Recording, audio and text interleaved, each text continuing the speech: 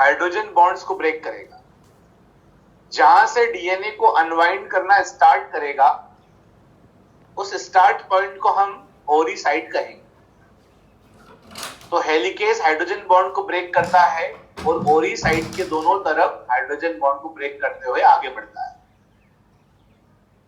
लेकिन पीछे से प्रॉब्लम क्या हो सकती है कि जो दो स्टेट्स को अलग किया है वो वापस से रिकॉइल हो सकती है, उनके बीच में वापस से हाइड्रोजन बॉन्ड बन सकता है। इसलिए जो दो स्ट्रैंड्स को हेलिकेज ने अलग अलग किया है वो सेपरेट फॉर्म में ही रहे, तो उसको बनाए रखने के लिए सेपरेटेड फॉर्म में एसएसबी प्रोटीन सिंगल स्ट्रैंड के ऊपर आकर के चिपक जाता है, जिससे फिर जो रिफॉर्मेशन ऑफ हाइड्रोजन बॉन्ड होगा वो नहीं हो पाएगा और रिकॉइलिंग नहीं होगी। हेलिकेज एंजाइम जब डीएनए को ओपन करता है तो आगे की तरफ सुपर कॉइलिंग हो सकती है। सुपर कॉइलिंग मतलब ऐंठन हो सकती है। उस सुपर कॉइलिंग को हटाने के लिए जिस भी रीजन में जितना भी डीएनए का पार्ट सुपर कॉइल हुआ है उसको कट किया जाएगा। अगर वो क्लॉकवाइज डायरेक्शन में सुपर कॉइल हुआ था तो उसे एंटी क्लॉकवाइज डायरेक्शन में रिलैक्स करके उसे वापस से डीएनए से जोड़ा जाएगा। और ये कौन करेगा? ये करेगा टोपो आइसोमरेज एंजाइम। तो इन तीन एंजाइम की मदद से फर्स्ट स्टेप होती है बच्चों, ठीक है। अब सेकेंड स्टेप की बारी है, formation of new chain. New chain का फॉर्मेशन ओरी साइड के दोनों तरफ होता है, इसलिए बोलेंगे कि डीएनए का फॉर्मेशन बाई डायरेक्शनल होता है, क्योंकि ओरी साइड के दोनों तरफ हेलिकेज अगर ओपन करेगा तो दोनों तरफ फिर चेन भी बनेगी। अच्छा, दोनों तरफ अगर बनेगी तो बाई डायरेक्शनल डीएनए बनता है, ये तो हमें पता है, लेकिन always DNA 5 prime to 3 prime direction में ही बनाएगा। और जो एंजाइम डीएनए बनाता है उसे डीएनए पॉलीमरेज एंजाइम बोलते हैं। लेकिन एंजाइम कैसे बनाता है? डीएनए 5 प्राइम से 3 प्राइम डायरेक्शन में ही बनाता है, लेकिन पुरानी स्ट्रैंड को देख करके उसके सामने एक नई स्ट्रैंड बनाता है। ऐसे दो के दो स्ट्रैंड एक साथ में नहीं बना देता। पुराने स्ट्रैंड को देखेगा, पुरानी में ए है तो कॉम्प्लीमेंट्री बेसिस के बेसिस आधार पे, जैसे ए है तो इसमें टी लाएगा, पुराने में जी तो नई में सी लेके आएगा। इस प्रकार से वो क्या करेगा? नई स्ट्रैंड बनाता है। तो डीएनए ऐसे डीएनए पॉलीमरेसेस जो डीएनए की स्ट्रैंड तो बना रहे हैं लेकिन पुरानी स्ट्रैंड को देख करके बनाते हैं, तो उन्हें हम क्या कहेंगे? DNA dependent DNA polymerase. ऐसे प्रोकैरियोट में 3 होते हैं, डीएनए पॉलीमरेस 1, डीएनए पॉलीमरेस 2 और डीएनए पॉलीमरेस 3। सबके सब डीएनए पॉलीमरेस डीएनए को देख करके ही नई चेन बनाते हैं, इसे सबका नाम रहेगा डीएनए डिपेंडेंट। यूकेरियोट्स में से 5 प्रकार के डीएनए पॉलीमरेसेस होते हैं, लेकिन उनको हमें पढ़ना है। इसके अलावा डीएनए पॉलीमरेज 5 प्राइम से 3 प्राइम डायरेक्शन में पुरानी डीएनए की स्ट्रैंड को देख करके नई स्ट्रैंड बनाएंगे, लेकिन वो स्टार्ट नहीं कर सकते। डीएनए रेप्लिकेशन स्टार्ट नहीं कर सकते। तो डीएनए रेप्लिकेशन अगर स्टार्ट नहीं कर सकते तो फिर स्टार्ट करने के लिए वो क्या चाह रहे हैं, उनकी क्या रिक्वायरमेंट है कि छोटी सी पहले कोई सीक्वेंस या कोई छोटी सी चेन बना दे या कुछ बेसेस जोड़ दे, तो उसके ऊपर फिर हम अच्छी तरीके से बाइंड हो जाएंगे, डबल स्टैंडर्ड हो जाएगा तो, और फिर हम डीएनए का रेप्लिकेशन नई चेन बनाएंगे। ये उनकी रिक्वायरमेंट है डीएनए पॉलीमरेज 1, 2, 3 की। तो इसमें फिर हमने आरएनए पॉलीमरेज की मदद ली, जिसे प्राइमेस एंजाइम भी बोलते हैं, जो छोटे छोटे आरएनए की स्ट्रैंड्स बनाएगा। उन छोटी आरएनए की स्ट्रैंड्स को हम आरएनए प्राइमर कहेंगे। क्या कहेंगे? आरएनए प्राइमर कहेंगे, ठीक है। उसके बाद में तो बोलेंगे आरएनए प्राइमर का क्या रोल है, आरएनए पॉलीमरेज का, तो बोलेंगे ये स्टार्ट करवाता है रेप्लिकेशन। अभी जब हम मैकेनिज्म पढ़ेंगे तो उसमें हम ये भी देखेंगे कि डीएनए के फ्रेगमेंट्स को हमें जोड़ना भी पड़ेगा। तो उसके लिए 2 अलग अलग डीएनए के टुकड़े हैं और उनको बीच में बॉन्ड बनाना है, उनको ज्वाइन करना है, तो उसके लिए एक एंजाइम चाहिए, डीएनए लाइगेज, उसकी भी रिक्वायरमेंट है। डीएनए पॉलीमरेज 1, 2 और 3 के क्या क्या फंक्शन हो सकते हैं वो भी मैंने बताया था आपको। डीएनए पॉलीमरेज 3rd ही मेन एंजाइम से होता है और बाकी के काम डीएनए पॉलीमरेज 1 करता है, जैसे गैप भरना, आरएनए को हटाना, रिपेयर करना, ये सब काम कौन करता है? डीएनए पॉलीमरेज करता है। डीएनए पॉलीमरेज 2 तो काफी आलसी है, ठीक है। चलिए अब हम आगे देखते हैं। अब हमें नई चेन बनानी है, तो देखो कैसे बनाना है उसको पहले समझते हैं, ठीक है। नई चेन हमेशा डीएनए जो पॉलीमरेसेस एंजाइम है पुरानी स्ट्रैंड को देख करके बनाते हैं। तो अगर पुरानी स्ट्रैंड में मान लो यहां पर ए है, तो नई स्ट्रैंड में क्या आएगा? कौन सा न्यूक्लियोटाइड आएगा बताओ जरा।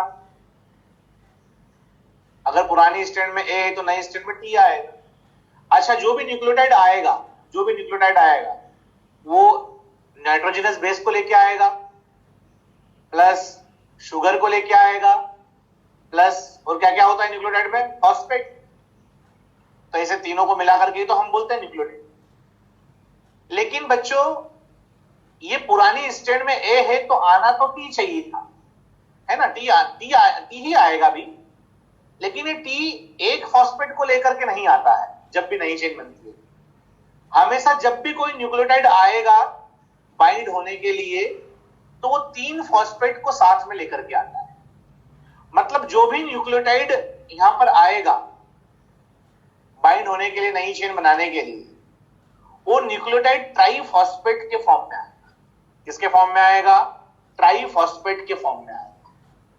तो कोई सा भी न्यूक्लियोटाइड, अगर यहां जी है, जी के सामने सी लाना है, तो वो भी कौन से फॉर्म में आएगा? ट्राइफॉस्फेट के फॉर्म में आएगा। भले आपको एक ही फॉस्फेट की जरूरत है, लेकिन आएगा ऑलवेज ट्राइफॉस्फेट के फॉर्म में, ठीक है। क्यों ट्राइफॉस्फेट के फॉर्म में आता है? मतलब जो भी न्यूक्लियोटाइड होते हैं वो डीऑक्सी राइबोन्यूक्लियोसाइड ट्राइफॉस्फेट के फॉर्म में आते हैं। किस फॉर्म में आते हैं? ट्राइफॉस्फेट के फॉर्म में आते हैं। ट्राइफॉस्फेट के फॉर्म में आते हैं तो 2 पर्पज सॉल्व होते हैं। एक तो ट्राइफॉस्फेट के फॉर्म में ये acting as substrate for enzyme, ये एंजाइम के सबस्ट्रेट के रूप में काम करते हैं। डीएनए पॉलीमरेज जो एंजाइम होता है, जो ये जोड़ने का काम कर रहा है, उस डीएनए पॉलीमरेज का सबस्ट्रेट कौन है? ट्राइफॉस्फेट में जो न्यूक्लियोटाइड्स होंगे वो है उसका सबस्ट्रेट, उस पर ही काम करता है। मोनोफॉस्फेट में अगर न्यूक्लियोटाइड होगा तो डीएनए पॉलीमरेज काम नहीं करता उसमें। तो बोलेंगे कि ये एंजाइम के सबस्ट्रेट के रूप में काम करे जाते हैं, यूज करे जाते हैं, एक्ट करते हैं। और साथ ही साथ ये डीएनए पॉलीमरेज एंजाइम को एनर्जी भी प्रोवाइड करते हैं पॉलीमराइजेशन करने के लिए। तो थोड़ा समझते हैं कैसे ये कैसे होगा, इसको थोड़ा अच्छे से समझते हैं। देखें, इसको हटा देते हैं। अभी आपको एक बात समझ में आई है कि जो भी हमें नई चेन बनानी है तो नई चेन के लिए न्यूक्लियोटाइड्स चाहिए, और न्यूक्लियोटाइड्स हमेशा कौन से फॉर्म में आएगा? ट्राइफॉस्फेट के फॉर्म में आएगा, ठीक है। और ट्राइफॉस्फेट के फॉर्म में ही न्यूक्लियोटाइड्स रहेंगे, ये सबस्ट्रेट की तरह काम करेंगे। एंजाइम जब भी किसी पे काम करता है तो उसे क्या बोलते हैं? सबस्ट्रेट बोलते हैं, ठीक है।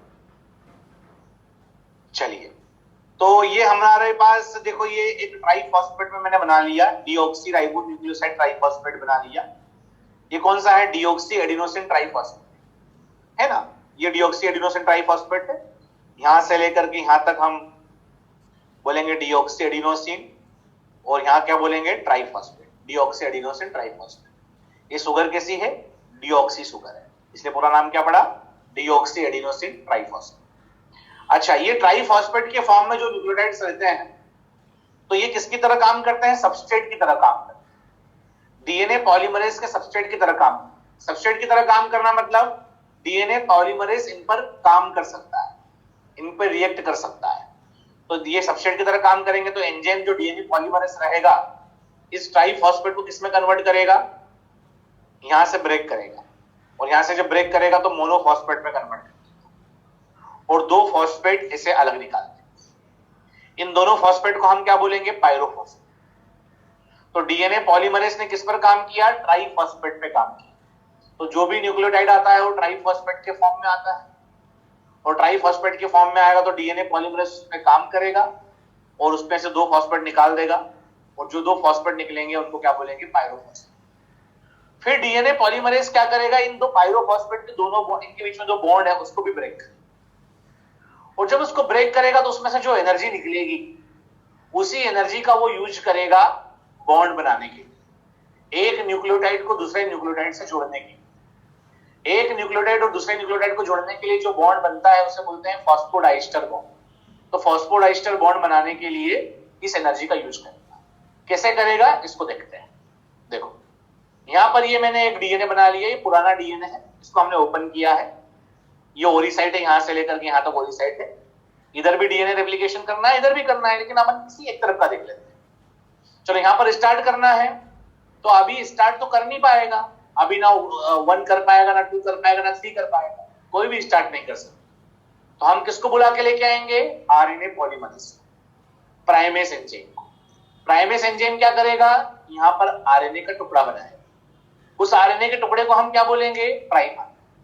तो इसे हम क्या बोलेंगे? प्राइमर। ठीक है, ये डीएनए का, अरे भाई कल बताया नहीं था, ये इस प्रकार से डीएनए को ओपन करेंगे। अगर हम ऐसा अगर डीएनए को ओपन करेंगे तो बीच में से कट करोगे तो ये पार्ट दिखेगा ना, ये वाला एक तरफ का देख रहा है, दूसरी तरफ का नहीं देख रहा है। ध्यान से सुनते हो नहीं, घर पे जाके पढ़ाई करते हो नहीं, और बस आज जो सुनाया कल वो सुनने आ जाओगे, कहां से समझ में आएगा? जीवन में समझ में नहीं आएगा। सबसे डिफिकल्ट चैप्टर है बायोलॉजी का। रोज पढ़ा करो ना, कुछ भी पता नहीं चलेगा आखिर में। इधर देखें हम,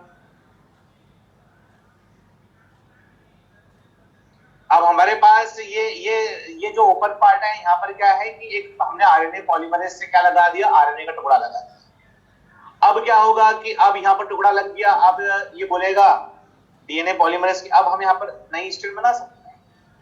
तो नई स्ट्रैंड बनाने के लिए अब यहाँ पर डीएनए पॉलीमरेज एंजाइम ऐसे बाइंड होगी, और डीएनए पॉलीमरेज एंजाइम अब क्या करेगा? 5 प्राइम 3 प्राइम डायरेक्शन के अंदर क्या करेगा? डीएनए का पॉलीमराइजेशन करेगा, मतलब नया नया न्यूक्लियोटाइड जोड़ता चला जाएगा। कौन सा न्यूक्लियोटाइड जोड़ेगा? देखो देखते हैं हम। मान लो यहां पर टी वाला है, पुरानी स्ट्रैंड में कौन सा है? टी। तो जो नया न्यूक्लियोटाइड आना चाहिए, जो डीएनए पॉलीमरेज अब इस चेन पे जोड़ेगा, वो न्यूक्लियोटाइड कौन सा आना चाहिए? ए आना चाहिए। और वो ए जो आएगा वो ट्राइफॉस्फेट के फॉर्म में आएगा। वो कौन से फॉर्म में आएगा? ट्राइफॉस्फेट के फॉर्म।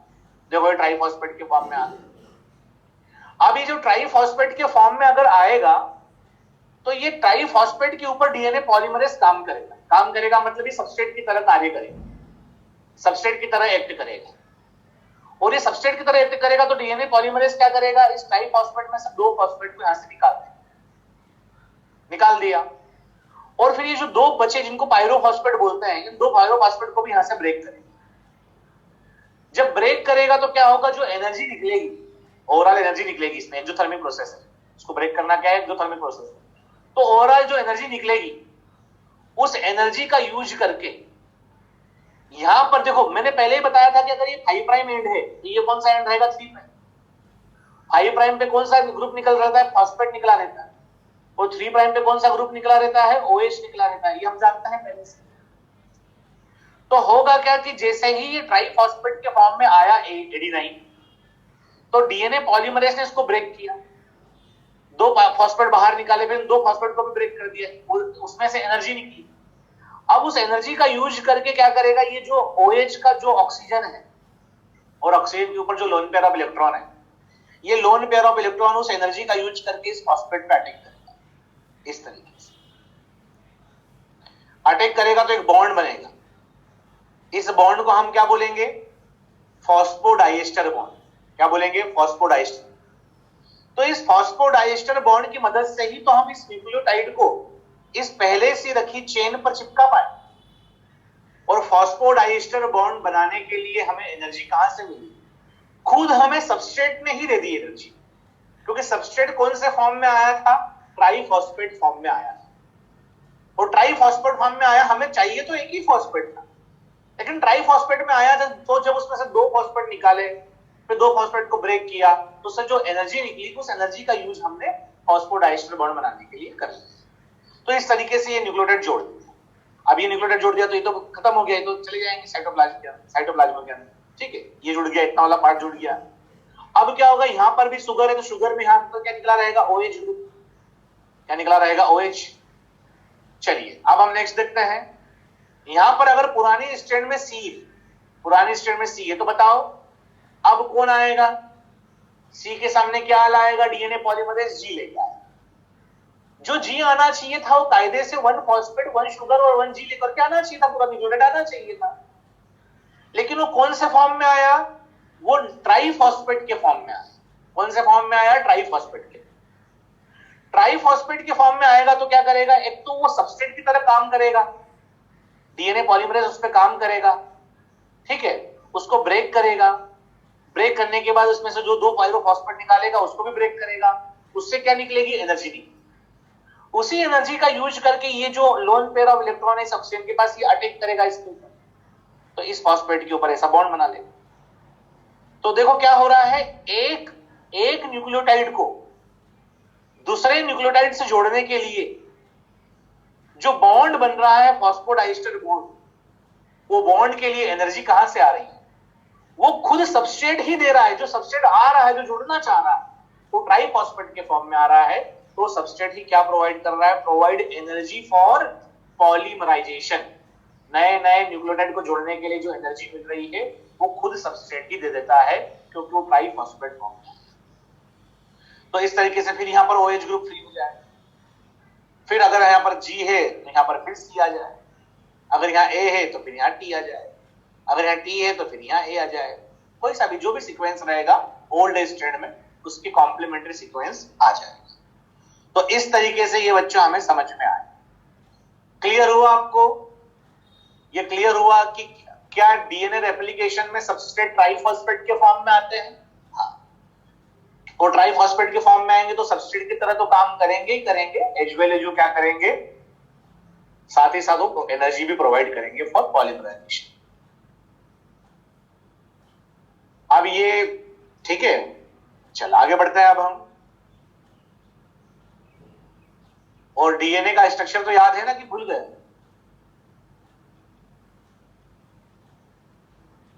थ्री प्राइम एंड पर क्या होता है, OH ग्रुप होता है, और 5 प्राइम पे क्या होता है, फॉस्फेट होता है। याद है, रोज का रोज घर पे जाके रिवाइज करोगे तभी तो याद रहेगा। जो बच्चा रिवाइज कर रहा है वो तो लिखेगा, जो कर रहा है वो बोल रहा है सर ये OH कहां होगा, इधर फॉस्फेट क्यों लग गया। तो जो मैंने पढ़ाया था उस दिन पढ़ा था, यहाँ करके सिर्फ आज जो पढ़ाया शाम तक सुन लेना है, कहानी कथा सुना देते हैं टीचर लोग, आते हैं रोज के 2 बजे से लेके 6 बजे तक, 6:30 बजे तक कथा सुन ली, फिर थोड़ा वो दोपहर में सुबह उठे, अभी तो रात को पता नहीं पढ़ाई करते हो कि नहीं करते हो, और फिर दूसरे दिन आ जाते हो पढ़ने के लिए। सबकी बात नहीं कर रहा हूँ, बहुत सारे बच्चे तो अच्छे भी हैं, ऐसे सबके लिए थोड़ी ना बोल रहा हूँ। अब कोई बच्चे बोल रहे हैं कि सर हम तो पढ़ाई करते हैं, मैं कुछ कुछ की बात कर रहा हूँ, तो मैं जो नहीं पढ़ता उसकी बात कर, है ना।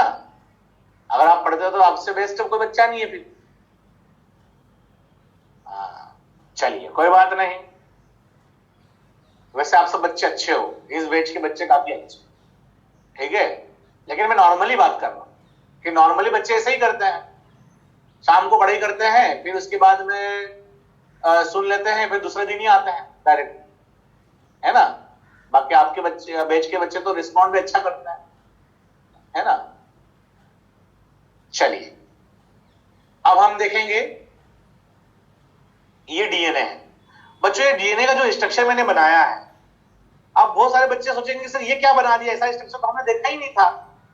तो अरे भैया हमने ऐसा डीएनए को ओपन तो किया था ना, ऐसे डीएनए को ऐसे ओपन किया था, ऐसे हेलिकेस एंजाइम, बीच में से यहां पर ओरी साइड था, यहाँ हेलिकेस ऐसा ओपन करते हुए जा रहा था, नीचे भी ऐसा हेलिकेस ओपन करते हुए जाएगा। तो हम क्या करते हैं, ये ऊपर वाले पार्ट को बस देखना है, यहां से लेकर के यहां तक के पार्ट, इस पार्ट, नीचे वाले पार्ट में भी वैसे ही चलेगा। तो दोनों को देख के क्या है, बाय डायरेक्शनल हो रहा है, किसी एक को देखते हैं, तो ये वाला पार्ट बना दिया। चलिए अब इसको पढ़ने के पहले एक बात क्या क्लियर होनी चाहिए, बताता हूं मैं आपको। अगर बेटा ये मैंने स्ट्रैंड बनाई, मान लो एक न्यूक्लियोटाइड की स्ट्रैंड बनाई, ये अगर 5 प्राइम एंड है तो दूसरा एंड अपने आप कौन सा हो जाएगा, 3 प्राइम। एक एंड 5 प्राइम होता है तो दूसरा एंड 3 प्राइम, ये तो क्लियर है।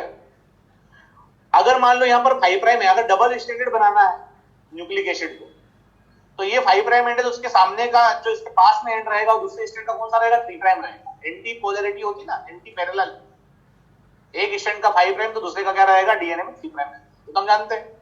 अगर 3 प्राइम है तो दूसरे स्ट्रैंड का क्या रहेगा उसके पास में 5 प्राइम। जैसे 5 प्राइम वो 3 ऐसे पास में नहीं आ सकते, क्योंकि डीएनए का स्ट्रक्चर कैसा होता है, एंटी पैरेलल होता है। तो ये आपको क्लियर होगा। अच्छा, मैंने बोला कि ये अगर 3 प्राइम एंड है तो इसके अगला वाला पॉइंट ये कौन सा है, तो बोलेंगे कि अगर ये 3 प्राइम एंड है तो इसके रेस्पेक्ट में अगला वाला पॉइंट कौन सा है, 5 प्राइम।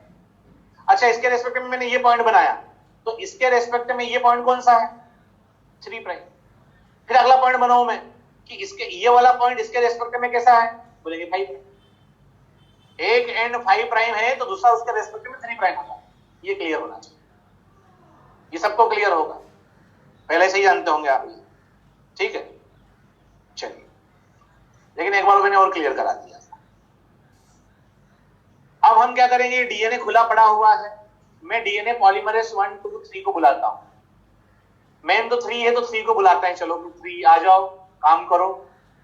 वही मेन एंजाइम है, लेकिन वो काम नहीं कर रहा है, वो बोल रहा है कि मैं इसको स्टार्ट नहीं करा सकता क्योंकि यहां पर सिंगल स्ट्रैंड है, इस सिंगल स्ट्रैंड पे मैं बाइंड नहीं कर सकता, तो कैसे डीएनए बनाऊं।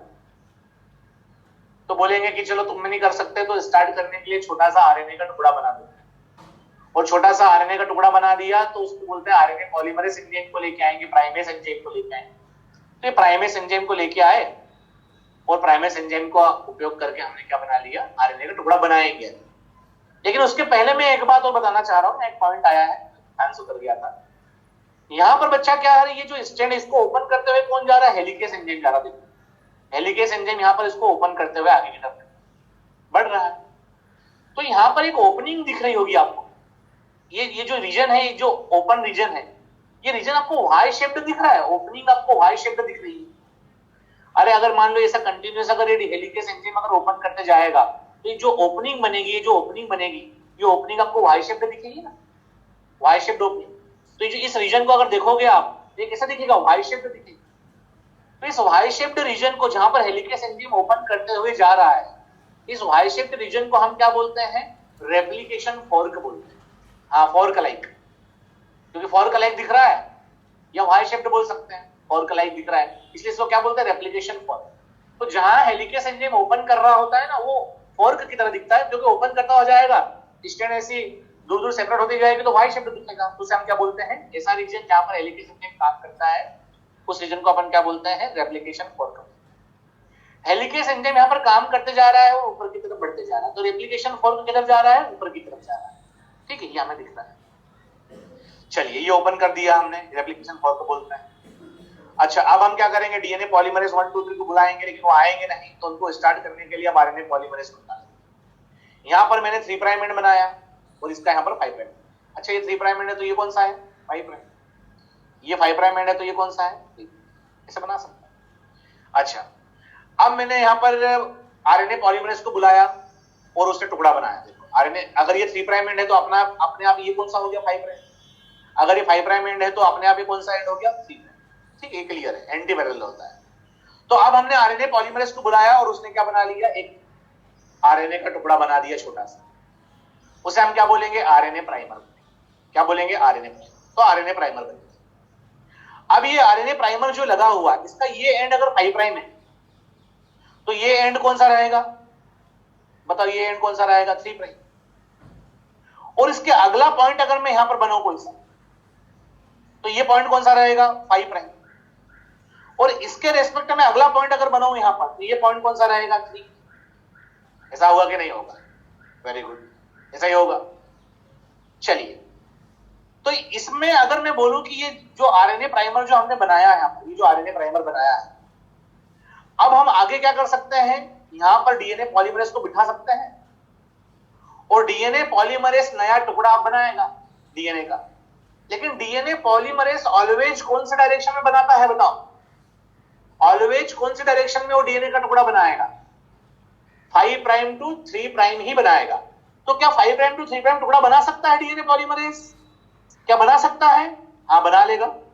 देखो ये टुकड़ा बन रहा है ना 5 प्राइम से 3 प्राइम डायरेक्शन, 5 प्राइम से चलता हुआ कहां पर बन रहा है, 3 प्राइम डायरेक्शन पर।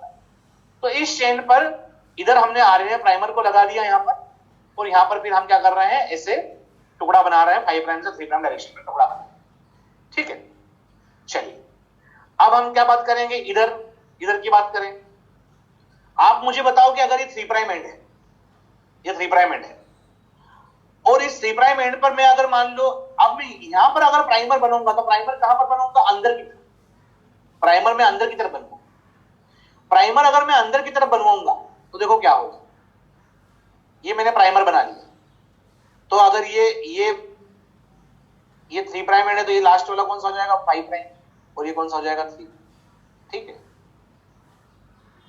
अब क्या होगा, प्राइमर मैंने अंदर की तरफ बनवाया इसमें, और प्राइमर अंदर की तरफ बनाएगा तो अब ये वाला पॉइंट कौन सा हो जाएगा, इसके रेस्पेक्ट में ये वाला पॉइंट 5 प्राइम, और इसके रेस्पेक्ट में ये वाला पॉइंट कौन सा हो जाएगा 3 प्राइम, पहले से लिखा हुआ 3 प्राइम। तो अगर मैंने इधर 5 प्राइम से 3 प्राइम डायरेक्शन में इधर बनाया, तो इधर वाली स्टेट में मैं जो 5 प्राइम से 3 प्राइम डायरेक्शन नहीं बना पाऊंगा, डीएनए पॉलीमरेज इसमें भी 5 प्राइम से 3 प्राइम डायरेक्शन नहीं बना पाएगा। तो चेन कैसे बनेगी, ऐसी बनेगी, ऐसी उल्टी बनेगी, देखो, क्योंकि इधर डायरेक्शन 5 प्राइम से 3 प्राइम अगर फॉलो करना है तो चेन को उल्टा बनाना पड़ेगा। इधर 5 प्राइम से 3 प्राइम डायरेक्शन ऐसी फॉलो हो रही, जबकि इधर क्या होगी, उल्टी डायरेक्शन फॉलो। तो हमें क्या समझ में आ रहा है कि डीएनए पॉलीमरेज जो एंजाइम है, वो डीएनए पॉलीमरेज एंजाइम, ध्यान से सुनना, डीएनए पॉलीमरेज एंजाइम सिर्फ 5 प्राइम से 3 प्राइम डायरेक्शन में ही क्या बना सकता है, इस चेन बना सकता है। और उसको स्टार्ट कराने के लिए क्या चाहिए, प्राइमर की आवश्यकता पड़ेगी। तो इन 2 स्टैंड पे बनाना है, कौन से 2 स्टैंड पे बनवाना है, इस वाली स्टैंड पे बनवाना है और इस वाली स्टैंड पे बनवाना है। अब इन दोनों स्टैंड की पोलैरिटी क्या है, अलग अलग है, एक का इधर 3 प्राइम एंड है, एक का इधर 5 प्राइम एंड है। तो एक में तो प्राइमर मुझे इधर बाहर की तरफ लगाना पड़ेगा, और एक में दूसरी वाले में प्राइमर मुझे कहां लगाना पड़ेगा, अंदर की तरफ लगवाना पड़ेगा। देखो ये अंदर की तरफ प्राइमर, एक में बाहर की तरफ प्राइमर लगाना पड़ेगा और एक में अंदर की तरफ प्राइमर लगाना पड़ेगा। तभी जाकर के डायरेक्शन क्या होगी, जो डीएनए पॉलीमरेज आएगा वो इधर की तरफ 5 प्राइम से 3 प्राइम डायरेक्शन में इधर ऐसे बनाएगा, और इधर की तरफ 5 प्राइम से 3 प्राइम डायरेक्शन में ऐसे बनाएगा। तो दोनों स्टैंड सेम डायरेक्शन में नहीं बनती। रेप्लिकेशन फोर्क जिधर मूव कर रहा है उधर की डायरेक्शन में एक तो बनती है एक चेन, और एक उसके आगे डायरेक्शन में बनती है। ऐसा इसलिए हो पाया क्योंकि दोनों स्टैंड की पोलैरिटी क्या है, अपोजिट, इसलिए। तो ध्यान रहे कि एक में हम प्राइमर बाहर की तरफ लगाएंगे और एक में प्राइमर अंदर की तरफ लगाएंगे। ऐसा लगाने से फायदा क्या होगा कि दोनों जो गैप बचेगी, दोनों में हम 5 प्राइम से 3 प्राइम डायरेक्शन में डीएनए पॉलीमरेज एंजाइम क्या कर सकता है, चेन बना सकता है। बहुत बार बच्चे सोचते हैं, बच्चे क्या सोचते हैं वो भी बता देता हूं, आपने सोचा कि नहीं सोचा। बच्चे सोचते हैं कि सर ऐसा क्यों नहीं करते कि यहां पर क्या करते हैं, यहां पर प्राइमर लगा दिया, इस पूरे डीएनए को एक बार में खोल लेते हैं, एक बार में पूरे डीएनए को खोल लेते हैं, और पूरे डीएनए को खोल लेते हैं तो ये प्राइमर तो यहां लगा देते हैं, ये वाला एक प्राइमर यहां पर लगा देते इस वाली स्टैंड में। तो इधर बनाते 5 प्राइम से 3 प्राइम में ऐसा, और इधर बनाते 5 प्राइम से 3 प्राइम में ऐसा, एक बार में बन जाता है पूरा का पूरा, एक डीएनए से 2 डीएनए, पूरी दोनों के दोनों स्टैंड अलग कर लेते और एक में से अलग अलग प्राइमर लगा देते, बना लेते। तो बोलेंगे कि एक बार में हम डीएनए रेप्लिकेशन नहीं कर सकते, क्योंकि सेल में एट टाइम सेल के अंदर इतनी एनर्जी नहीं होती कि हेलिकेस एंजाइम पूरे डीएनए को एक बार में खोल दे। डीएनए हमेशा कहां बनेगा, जितने रीजन में हेलिकेस ने ओपन किया है उतने ही रीजन में क्या बनेगा, डीएनए बनेगा, और वो भी पुरानी स्ट्रैंड को देख करके बनेगा। अब पुरानी स्ट्रैंड यहां पर 3 प्राइम एंड इधर ऐसा है, इधर यहां पर 5 प्राइम एंड है, और जो नया डीएनए बनाना है वो 5 प्राइम से 3 प्राइम डायरेक्शन में बनाना है। तो एक में प्राइमर यहां रखना पड़ेगा और एक में अंदर की तरफ रखना पड़ेगा, तब जाकर के 5 प्राइम से 3 प्राइम इधर फॉलो होगी, 5 प्राइम से 3 प्राइम इधर। तो ये आपको क्लियर रखना है। चलिए ये हमने समझा। अभी समझने के बाद तो क्या हुआ, हेलिकेस एंजाइम ने इतना ओपन किया था, हेलिकेस एंजाइम ने कितना ओपन किया था, इतना रीजन ओपन किया था, यहां से लेकर के यहां तक का रीजन ओपन किया था, बताता हूं, यहां से लेकर के यहां तक का रीजन ओपन किया था। अब जितना ओपन किया उतने में हमने प्राइमर लगा दिए, एक बाहर की तरफ एक अंदर की तरफ, और डीएनए पॉलीमरेज ने जितनी चेन भी बना दी, और दोनों चेन की देखो डायरेक्शन कैसी है, 5 प्राइम से 3 प्राइम, 5 प्राइम से 3 प्राइम सेम डायरेक्शन, लेकिन एक रेप्लिकेशन फॉरवर्ड की डायरेक्शन में बन रही है और एक अपोजिट डायरेक्शन, लेकिन बन गया। इतनी देर में ये हेलिकेस एंजाइम क्या करेगा, और आगे बढ़ जाएगा। अरे वो भी तो ओपन कर रहा होगा इधर, जब तक ये चेन बना रहे होंगे जब तक हेलिकेस एंजाइम भी तो ओपन कर रहा है। तो देखो क्या होगा, अब ध्यान से देखना क्या होगा, इस प्रकार का स्ट्रक्चर हो जाए। ऐसा था, ऐसा स्ट्रक्चर था। तो जब तक इन्होंने यहां पर चेन बनाई है उतनी देर में रेप्लिकेशन फोर्क आगे बढ़ गया, और रेप्लिकेशन फोर्क आगे बढ़ गया, हेलिकेस एंजाइम आगे बढ़ गया, तो और नया सा रीजन ओपन हो जाएगा। ऐसे हो जाएगा कि नहीं हो जाएगा? अरे हो जाएगा कि नहीं हो जाएगा? हो जाएगा, हो जाएगा। अच्छा चलो, आप बोलोगे कि सर यहां पर तो क्या है, 5 प्राइम इधर वाला एंड है, तो इधर तो फिर कंटिन्यू कर सकते हैं। देखो यहां पर 3 प्राइम एंड रहेगा। अब अगर ये 3 प्राइम एंड है तो यहां पर टुकड़ा क्या 5 प्राइम से 3 प्राइम डायरेक्शन में बनेगा? हाँ बनेगा। ये वाला 3 प्राइम, तो ये वाला पॉइंट कौन सा रहेगा? 5 प्राइम। ये वाला पॉइंट कौन सा रहेगा? 3 प्राइम। तो यहां पर तो डायरेक्शन अभी भी फॉलो हो रही है उसी डायरेक्शन में। तो जिधर रेप्लिकेशन फोर्क मूवमेंट कर रहा है उसी डायरेक्शन में हम इसी टुकड़े को, ये जो पुराना टुकड़ा बना है पिछले राउंड में, इसी टुकड़े को कंटिन्यू कर सकते हैं। तो डीएनए पॉलीमरेज थर्ड उसी टुकड़े को क्या करेगा? कंटिन्यू करेगा। कोई नए प्राइमर की जरूरत नहीं था। एक बार बस शुरुआत में प्राइमर लगा दिया था। अब पिछले राउंड में जितना डीएनए बना उसी डीएनए का उपयोग करके डीएनए पॉलीमरेज ने आगे कंटिन्यू कर 5 प्राइम से 3 प्राइम डायरेक्शन फॉलो हो रही थी, तो कोई दिक्कत नहीं आया। लेकिन इस वाली स्टैंड को ध्यान से देखो बच्चों, इस वाली स्टैंड में क्या होगा, फिर हमें अंदर की तरफ क्या लगाना पड़ेगा? प्राइमर लगाना पड़ेगा। फिर हमें अंदर की तरफ क्या लगाना पड़ेगा? प्राइमर लगाना पड़ेगा। क्यों अंदर की तरफ प्राइमर क्यों लगाना पड़ेगा? अंदर की तरफ प्राइमर अगर हम लगाएंगे तो देखो, अगर ये 3 प्राइम एंड है तो यहां पर कौन सा रहेगा? 5 प्राइम एंड। यहां पर कौन सा रहेगा? 3 प्राइम एंड। तभी बन पाएगा ऐसे टुकड़े। और इस तरीके से फिर क्या होगा कि यहां पर अगर पॉइंट बनाएंगे तो ये 5 प्राइम हो जाएगा, ये पॉइंट बनाएंगे तो 3 प्राइम हो जाएगा। तो फिर इस डायरेक्शन में आपको बनाना पड़ेगा, अपोजिट डायरेक्शन। तो यहां पर आपको फिर बाद में एक बार और प्राइमर की जरूरत पड़ेगी। जितने राउंड होते जाएंगे डीएनए के उतने बार आपको प्राइमर की जरूरत पड़ती जाएगी एक स्टैंड में। और एक स्टैंड इस वाली स्टैंड पर जो नया डीएनए बन रहा है वो तो कंटिन्यूअस बनता जाएगा, लेकिन ये वाली जो स्टैंड है इसमें जो नया डीएनए बन रहा है वो डिसकंटिन्यूअस बनता जाएगा। क्योंकि ऑलवेज हमें डायरेक्शन कौन सी रखनी है? 5 प्राइम से 3 प्राइम डायरेक्शन रखनी है। और अगर ऑलवेज 5 प्राइम से 3 प्राइम डायरेक्शन अगर रखनी है तो एक स्टैंड तो कंटिन्यूअस बनती रहेगी, क्योंकि एक में तो क्या होगा? फॉलो होगा। देखो इस वाली स्टैंड में तो फॉलो होगा, 5 प्राइम एंड है, देखो इसको कंटिन्यू कर सकते हैं तो 5 प्राइम से 3 प्राइम डायरेक्शन बनेगा। लेकिन इसको मैं इसे ऊपर की तरफ कंटिन्यू नहीं कर सकता ना, इसको तो मैं अपोजिट डायरेक्शन में बनाता हूं। इसलिए मैं क्या करूंगा, यहां पर एक प्राइमर और जोड़ूंगा ऐसा नया, और फिर यहां पर नया एंड बनेगा, तब मैं इसको वापस से 5 प्राइम से 3 प्राइम डायरेक्शन में ऐसा नया टुकड़ा बनाऊंगा। तो बार बार 5 प्राइम से 3 प्राइम डायरेक्शन, 5 प्राइम से 3 प्राइम डायरेक्शन में, देखो इधर भी 5 प्राइम से 3 प्राइम ही बन रहा है और इधर भी 5 प्राइम से 3 प्राइम ही बन रहा है। लेकिन पहले राउंड में भी प्राइमर की जरूरत पड़ी और दूसरे राउंड में भी प्राइमर की जरूरत पड़ी। और जो स्टैंड बन रही है वो सेगमेंट्स में फ्रेगमेंट्स के फॉर्म में बन रही है, डिसकंटिन्यूअस बन रही है। हर एक राउंड में प्राइमर की जरूरत पड़ती है, जबकि यहां तो कंटिन्यूअस जो बनी थी उसी के अगर जोड़ है ना। तो हाँ, तो एक स्टैंड में हमें बार बार आरएनए प्राइमर की आवश्यकता पड़ेगी। जितनी बार हेलिकेस आगे बढ़ेगा उतनी बार एक को तो कंटिन्यू कर लेंगे और एक को बार बार प्राइमर लगाना पड़ेगा अंदर की तरफ, और आपको डायरेक्शन को 5 प्राइम से 3 प्राइम रखना पड़ेगा। तो ये बात हमें समझ में आई। अब देखो बच्चों, इसमें कुछ पॉइंट याद कर लेते हैं कि एक स्टैंड जो बन रही है कंटिन्यूअस, इस स्टैंड को क्या बोलेंगे? Leading stand. जो कंटिन्यूअस बन रही है इसको हम क्या बोलेंगे? लीडिंग स्टैंड बोलेंगे। और जो डिसकंटिन्यूअस बन रहा है डीएनए के टुकड़ा, ये जो डिसकंटिन्यूअस टुकड़ा बन रहा है इनको हम क्या बोलेंगे? लैगिंग स्टैंड, या इन्हें हम क्या बोलेंगे? डिसकंटिन्यूअस स्टैंड बोलेंगे, या हम इसे क्या बोलेंगे? ओकाजाकी फ्रैगमेंट्स बोलेंगे। Okazaki fragments. अरे बस समझ, क्योंकि ओकाजाकी नाम के साइंटिस्ट ने सबसे पहली बार ऐसा देखा कि टुकड़े बनते हैं, एक स्टैंड जो बनती है वो तो कंटिन्यूअस बनती है और एक स्टैंड टुकड़े के फॉर्म में बनती है, फ्रैगमेंट्स के फॉर्म में बनती है।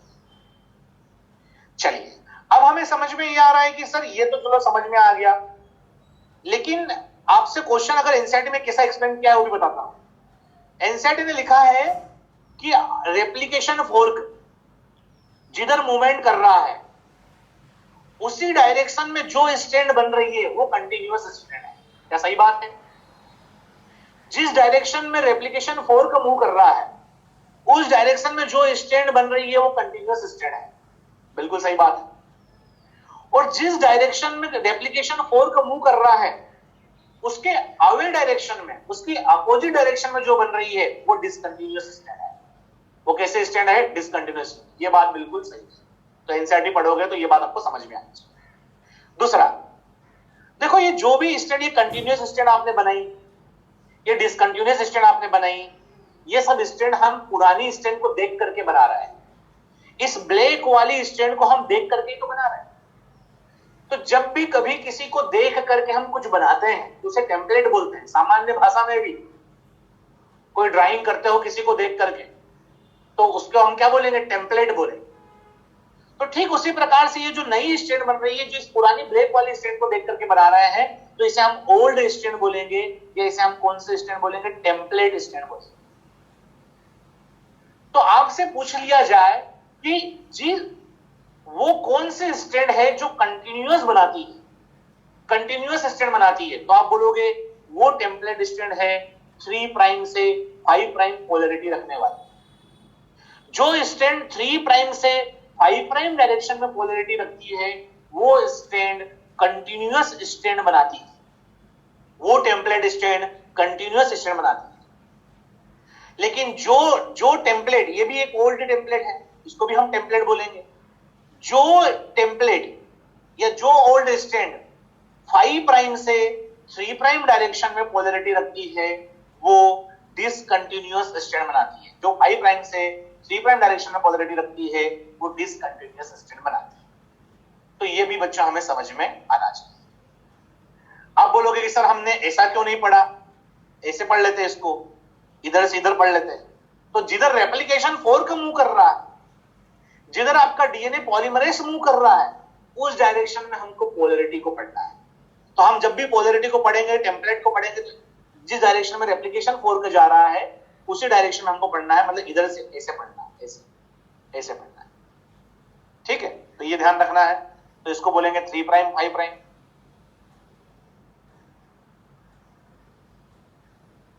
ठीक है, तो ये ध्यान रखेंगे आप। अच्छी तरीके से रखोगे ध्यान? नहीं रखोगे? रखोगे। चलिए, अब हमें समझ में आया ये। अब हम क्या करें? अब हम देखते हैं, कुछ नया पढ़ते हैं इसमें। देखो इधर ध्यान सुनना, बहुत कुछ पढ़ने का है। अब आप सोच रहे होंगे कि सर ये तो समझ में नहीं आ रहा है, मतलब कि प्रोसेस तो आप जो बोल रहे हो समझ में आ रही है कि हाँ ओपन किया उस हमको, लेकिन पूरा डीएनए, एक डीएनए से 2 डीएनए तो बनते हुए दिख ही रहा है। बीच बीच में आपने आरएनए के टुकड़े लगा दिए हैं, एक कंटिन्यूअस बन रही है, एक डिसकंटिन्यूअस बन रही है। अरे भाई डीएनए रेप्लिकेशन का तो सीधा सीधा मतलब होता है एक डीएनए से 2 डीएनए बनना है। यहाँ 2 डीएनए तो बन नहीं रहे हैं, एक टुकड़ों के फॉर्म में बन रहे हैं, ऊपर से उसमें आरएनए के टुकड़े लगे हुए हैं। ये क्या होता है? तो अभी काम बाकी है, अभी पूरा काम कंप्लीट नहीं हुआ है। देखो अब हम क्या करेंगे, अगर ऐसे ही बनता चला जाए, ऐसे ही बनता चला जाए, तो थोड़े समय बाद तो फिर डीएनए में, कुछ सालों बाद तो डीएनए में क्या आ जाएगा? आरएनए ही आरएनए हो जाएगा। अगर बार बार आरएनए के टुकड़े ही स्टार्ट करवाए तो, है ना? तो इसलिए हमें क्या करना पड़ेगा, जो ये आरएनए के प्राइमर लगे हैं इनको हटाना पड़ेगा। और बताओ ये आरएनए के टुकड़े को हटाने के लिए कौन सा एंजाइम काम में आएगा? मुझे बता सकता है? वेरी गुड श्रेष्ठा, डीएनए पॉलीमरेज 1। डीएनए पॉलीमरेज 1 क्या करेगा? अपनी 5 प्राइम 3 प्राइम एक्सोन्यूक्लियस एक्टिविटी के थ्रू, क्या बोल रहा हूं मैं, ये 5 प्राइम 3 प्राइम एक्सोन्यूक्लियस एक्टिविटी, मतलब ये जो प्राइमर है इसको 5 प्राइम सिरे से काटते हुए इसे अलग करेगा। ये जो प्राइमर इसको 5 प्राइम एंड से काटते हुए 3 प्राइम एंड की तरफ से तोड़ देगा। ये जो प्राइमर इसको 5 प्राइम से 3 प्राइम डायरेक्शन में अपनी 5 प्राइम 3 प्राइम एक्सोन्यूक्लियस एक्टिविटी के थ्रू आरएनए प्राइमर को क्या करता है? रिमूव करता है। तो डीएनए पॉलीमरेज ने देखो ये क्या कर दिया, ये प्राइमर लगे हुए थे रेड कलर के, देखो इनको रिमूव कर दिया, ये रिमूव कर दिया इस तरीके से। तो ये ध्यान रखना है हमें। अच्छा, ये रिमूव कर दिया तो उसके बाद में तो यहां पर गैप बन गई। ये जो गैप बन गई है, यहां पर छोटी छोटी स्टैंड में तो बनाना पड़ेगा। तो बताओ गैप फिलिंग कौन करेगा? तो बताओ गैप फिलिंग कौन करेगा? डीएनए पॉलीमरेज 1 ही करेगा। बताया था पहले ही मैंने कि याद कर लो अभी। तो डीएनए पॉलीमरेज 1 देखो यहां पर गैप फिल कर दिए, डीएनए बना, यहां पर गैप फिल कर दिए, डीएनए बना, यहां पर गैप फिल कर दिए, डीएनए, तो डीएनए बन जाएगा। लास्ट में ये जो बॉन्ड है, ये डीएनए का टुकड़ा बना, ये डीएनए का टुकड़ा पहले से ही बना हुआ है, इनके बीच में अगर बॉन्ड को भरना है तो बताओ कौन सा एंजाइम चाहिए? इन फ्रेगमेंट्स को जोड़ना है तो कौन सा एंजाइम चाहिए? दो डीएनए के फ्रेगमेंट्स को जोड़ना है तो कौन सा एंजाइम चाहिए? तो हम बोलेंगे डीएनए लाइगेज एंजाइम। तो डीएनए लाइगेज, अच्छा लिखा हुआ है पहले से ही, तो बोलेंगे डीएनए लाइगेज एंजाइम की यहां पर क्या पड़ेगी? जरूरत पड़ेगी। इस तरीके से यहां पर ऐसे रिसील कर देगा, रिसीलिंग ऑफ फ्रेगमेंट्स। ठीक है, तो इस तरीके से हो गया। तो अब आपको मुझे लगता है कि समझ में आ रहा होगा। देखो ऊपर है एक डीएनए, ऊपर है एक डीएनए, लेकिन बन रहे हैं उससे कैसे? दो डीएनए, एक डीएनए ये और एक डीएनए ये, दो डीएनए बन रहा है। लेकिन बनने वाले डीएनए में जो डॉटर डीएनए दो बन रहे हैं, उन बनने वाले डीएनए में एक स्ट्रैंड पुरानी है और एक स्ट्रैंड नहीं है, इसलिए क्या बोलेंगे? Semi conservative replication. क्या बोलेंगे? सेमी कंजर्वेटिव रेप्लिकेशन बोलेंगे। इसे कभी कभी हम सेमी डिसकंटिन्यूअस रेप्लिकेशन भी बोलते हैं। सेमी डिसकंटिन्यूअस, ऐसा भी एक वर्ड कहीं कहीं पर टेस्ट वगैरह में आ जाता है, एग्जाम वगैरह में तो मुझे नहीं लगता आपकी आएगा, क्योंकि उसमें तो एनसीईआरटी का ही आता है। एनसीईआरटी में जितना लिखा है उतना अंडरस्टैंडिंग होना चाहिए। ठीक है, तो सेमी डिसकंटिन्यूअस जो होता है, तो सेमी डिसकंटिन्यूअस मतलब कि भाई एक स्ट्रैंड कंटिन्यूअस है और एक स्ट्रैंड डिसकंटिन्यूअस।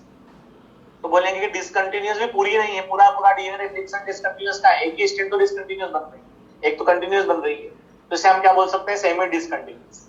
अब आप सोचोगे कि सर सेमी कंटिन्यूअस भी तो बोल सकते हैं, सेमी डिसकंटिन्यूअस ही क्यों बोला? भाई एक स्ट्रैंड कंटिन्यूअस बन रही है, एक डिसकंटिन्यूअस बन रही है, तो उसको आप सेमी डिसकंटिन्यूअस बोल रहे हो, तो सेमी कंटिन्यूअस ही बोल सकते हो। जो बोलना है बोलो, साइंटिस्ट लोगों ने ऐसा ही नेमिंग रखा है, सेमी डिसकंटिन्यूअस। ठीक है, तो ध्यान रखना। चलिए, तो मुझे लगता है कि बच्चों ये आपको समझ में आ गया। मेरी मेहनत काम आई है कि नहीं आई? थोड़ी सी भी काम में नहीं आई। हाँ,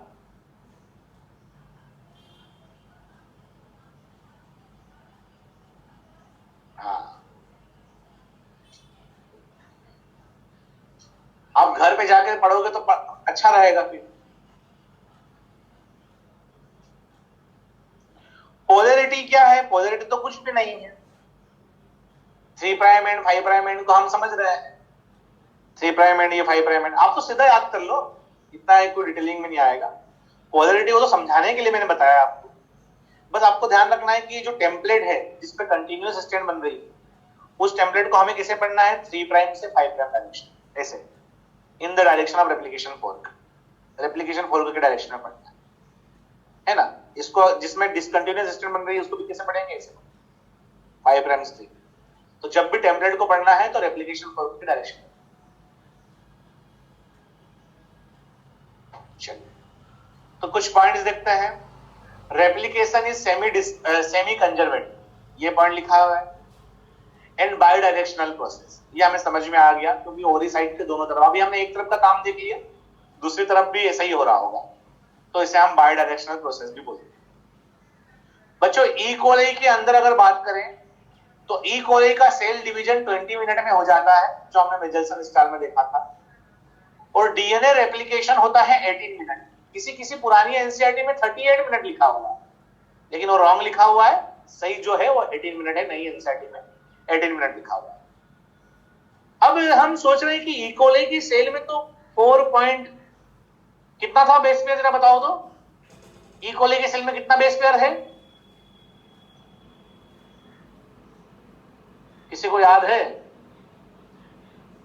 4.6 इंटू 10⁶ बेस पेयर। अब 4.6 इंटू 10⁶ बेस पेयर आप बोल रहे हो 18 मिनट में बन जाते हैं, तो कितनी फास्ट बनते होंगे। अब ई कोलाई की सेल के अंदर डीएनए का रेप्लिकेशन दोनों डायरेक्शन में चल रहा है, इधर भी चल रहा है, इधर भी चल रहा है। तो किसी एक डायरेक्शन की अगर हम बात करें तो कितने जोड़ना पड़ता होगा? 2000 पर सेकेंड, 2000 बेस पेयर पर सेकेंड अगर जुड़े हम। डीएनए पॉलीमरेज कितनी फास्ट काम करता है देखो। 1 सेकेंड तो देखते ही हो जाता है, और डीएनए पॉलीमरेज पर सेकेंड में किसी एक डायरेक्शन में, दोनों डायरेक्शन में काम कर रहा, किसी डायरेक्शन में 2000 पर सेकेंड जोड़ता है। कितनी फास्ट है। और ऐसा नहीं कि एक ही सामने टी लाना था तो मन करेगा तो जी ले आएगा, फास्ट तो है ही है, साथ में एक्यूरेट भी, साथ में एक्यूरेट भी। लाखों साल से, जब से ये ह्यूमन है तब से उसका डीएनए रेप्लिकेट करते हुए आ रहा है, और लगातार हमारे अंदर आ गया, हमारी जनरेशन में। जैसे जब तक ह्यूमन रहेगा तब तक उसका डीएनए रेप्लिकेशन करेगा। कितनी कम गलती की गुंजाइश होगी, कितनी कम गलती, कितना फास्ट होगा और कितना एक्यूरेट है, कितना एक्यूरेट है। तब जाकर के तो हमारे अंदर चेंजेस कम आ रहे हैं जनरेशन टू जनरेशन। तो ये फास्ट भी होता है और एक्यूरेट भी होता है, 2000 बेस पर परसेंट होता है। तो ये बात ध्यान रखना है भैया। ये डीएनए आप पढ़ रहे हो ना, डीएनए रेप्लिकेशन, ये आपने आपके खुद के एग्जिस्टेंस को समझ रहे हो आप। इस दुनिया में जो भी लिविंग क्रिएचर है, लिविंग ऑर्गेनिज्म है, उसका वो एग्जिस्ट क्यों करता है, वो कौन सा मॉलिक्यूल है जो हमारे एग्जिस्टेंस के लिए रिस्पॉन्सिबल है, उस मॉलिक्यूल के बारे में आप पढ़ रहे हैं। ठीक है, तो ध्यान रखना है। अब हम बात करेंगे कि जब एनसीईआरटी पढ़ते तो वहां एक लाइन और लिखी आती है, any failure in cell division after DNA replication result into polyploidy. इस लाइन को मैं समझाता हूं मैं आपको। ये जीवन है, एस फेज है, ये G2 फेज है। ऐसी जब भी सेल डिवीजन होता है तो ऐसी फेजेज होती है जो आपको पता है, और इस प्रकार से एक सेल 2 सेल में ऐसे कन्वर्ट हो जाती है। ठीक, इन स्टेजेस से जब सेल होकर के गुजरती है तो हमने देखा है कि G1 फेज में अगर 1 डीएनए है तो एस फेज में उस डीएनए का रेप्लिकेशन करके 2 डीएनए बना लिए जाते हैं, और फिर इन दोनों डीएनए को अलग अलग दोनों सेल्स में क्या कर दिया जाता है, डिस्ट्रीब्यूट कर दिया जाता है। ये होता है नॉर्मल। लेकिन क्या हो कि मान लो डीएनए रेप्लिकेशन तक तो सब काम बढ़िया चल रहा है, लेकिन मान लो कहीं बाहर से केमिकल आ गया, समझने के लिए मैंने केमिकल यहां बता रहा हूं, कोल्चिसिन आ गया। ये कोल्चिसिन नाम का केमिकल क्या करेगा, मेटाफेज के अंदर स्पिंडल फाइबर, नाम सुना है स्पिंडल फाइबर? जीवन में कभी स्पिंडल फाइबर नाम सुना है? हाँ, तो स्पिंडल फाइबर को बनने से क्या कर देगा, रोक देगा। और स्पिंडल फाइबर नहीं बन पाएगा तो आगे ये प्रॉपर सेल डिवीजन नहीं हो पाएगा, प्रॉपर सेल डिवीजन नहीं हो पाएगा। ये कोल्चिसिन नाम का केमिकल ये करता है। तो फिर ऐसी कंडीशन में क्या होगा, तो बोलेंगे नॉर्मल डीएनए रेप्लिकेशन तो हुआ, लेकिन एस फेज के बाद में जो मेटाफेज है उसमें कोल्चिसिन ने स्पिंडल फाइबर को के फॉर्मेशन को रोक दिया, तो प्रॉपर सेल डिवीजन नहीं होगा। तो फिर ऐसी कंडीशन में सेल को हम क्या बोलेंगे, पॉलीप्लॉइडी कंडीशन। सेल को कौन सी कंडीशन बोलेंगे कि अब सेल कौन सी कंडीशन में चली जाएगी, पॉलीप्लॉइडी कंडीशन में चली जाएगी। Any failure in cell division after DNA replication, DNA replication तो प्रॉपर हो, लेकिन डीएनए रेप्लिकेशन के बाद में कोई सा भी फेल्योर हो, आ गया हो, सेल डिवीजन नहीं हो पा रहा है, तो कौन सी कंडीशन आती है, पॉलीप्लॉइडी कंडीशन आती है। मैं बाद में अच्छे से समझाऊंगा आपको पॉलीप्लॉइडी क्या होता है। ठीक है, बहुत अच्छे से समझ बताने वाला, म्यूटेशन पढ़ूंगा ना इसमें, खूब अच्छे से पढ़ेंगे। हाँ, बच्चों को, गंगाधर को खूब पता है कोल्चिसिन के बारे में बहुत ज्यादा, है ना। चलिए, तो बच्चों ये डीएनए की कहानी हमने कंप्लीट कर, बढ़िया हो रहा हुआ, डीएनए की कहानी हमने कंप्लीट करी। तो हाँ, बढ़िया रहा। अब हम स्टार्ट करेंगे आरएनए, डीएनए के बाद अब हम स्टार्ट करेंगे आर। बिल्कुल इस चैप्टर को रिवाइज प्रॉपर करिए, ये पूरे जीवन भर जब तक बायोलॉजी पढ़ोगे तब तक ये चैप्टर आएगा। डॉक्टर भी अगर अच्छा बनना है तो ये चैप्टर जरूर आना चाहिए, भले आपको ह्यूमन एनाटॉमी के बारे में कुछ पता ना हो। अगर अच्छा डॉक्टर बनना है तो डीएनए आरएनए रिसर्च तभी तो हो पाएगा, डायग्नोस तभी तो हो पाएगा। मॉलिक्यूलर लेवल पे चीजों को जो अच्छे तरीके से समझता है वही तो अच्छा डॉक्टर बनेगी। ठीक है, तो चलो देखें, आरएनए की बात करते हैं। आरएनए क्या है? Polymer of ribonucleotides. क्या है? Polymer of ribonucleotide. अच्छा, डीएनए के न्यूक्लियोटाइड्स को बोलते थे डीऑक्सी राइबोन्यूक्लियोटाइड, आरएनए के न्यूक्लियोटाइड को क्या बोलेंगे? राइबोन। इसमें शुगर कौन सी होती है? राइबोज शुगर होती है। नाइट्रोजन बेसेस कौन से होते हैं? एडेनाइन होता है, ग्वानिन होता है, साइटोसिन होता है, और थाइमिन की जगह यूरेसिल होता है। जनरली ये कैसे होते हैं? सिंगल स्टैंडर्ड होते हैं, सिंगल स्टैंडर्ड मिलेंगे आपको, है ना। डबल स्टैंडर्ड बिल्कुल रेयरली मिलते हैं, रेयरली डबल स्टैंडर्ड भी होते हैं, नॉर्मली सिंगल स्टैंडर्ड होते हैं। अच्छा, कोई सा वायरस का एक नाम है जिसमें डबल स्टैंडर्ड भी मिलते हैं, तो वो वायरस है रियो वायरस। रियो वायरस के अंदर क्या होते हैं? ये डबल स्टैंडर्ड। ठीक है, ये वायरस का स्पेलिंग गलत है क्या?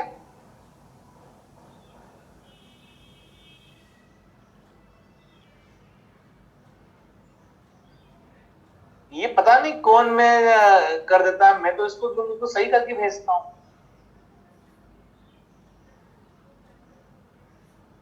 चलो ठीक है ना। इसे हम क्या बोलते हैं? रियो वायरस। क्या बोलते हैं? हर जगह इन्होंने वायरस की स्पेलिंग गलत कर दी है। चलिए, रियो वायरस। अब हम आगे बढ़ते हैं कि ये तो आरएनए की नॉर्मल बात है। आरएनए कितने टाइप के होते हैं ये देखते हैं। जेनेटिक आरएनए और जीनोमिक आरएनए होता है, और एक होता है नॉन जेनेटिक आरएनए। जो जेनेटिक आरएनए और जो जीनोमिक आरएनए होता है वो ऐसे आरएनए होते हैं जो ऑर्गेनिज्म के अंदर जेनेटिक मटेरियल की तरह काम करते हैं। मैंने बताया था कि आरएनए भी जेनेटिक मटेरियल की तरह काम कर सकता है।